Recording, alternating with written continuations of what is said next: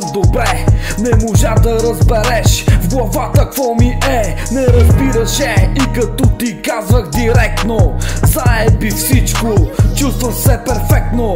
Затова избирах всеки път просто да си тръгна и напукна всичко, гръб да обърна. После всичко беше наред като се върна, но усмивката ти блесна като телефонът ти звънна. Винаги бях на второто място, живеех с тази мисъл, всичко ми беше ясно. И въпреки всичко бях човека до теб в най-трудните моменти, но и тогава не минах най-отпред.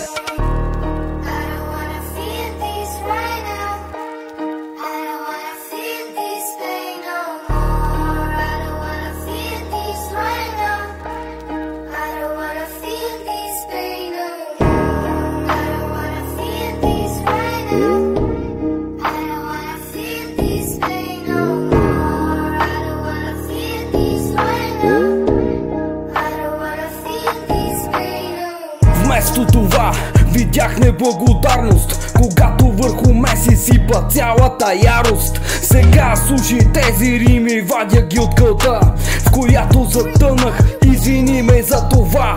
Без повече болка, без повече страдание, гледам напред, следвам своето призвание. А какво имам за теб? Отговор е следния: от петте пръста на ръката избери си средния. Защото ти само това заслужаваш, най-мразеният човек в квартала си оставаш. Каквото имах да кажа, казах го вече. Сега за да види, аз те гледам от високо и отдалече.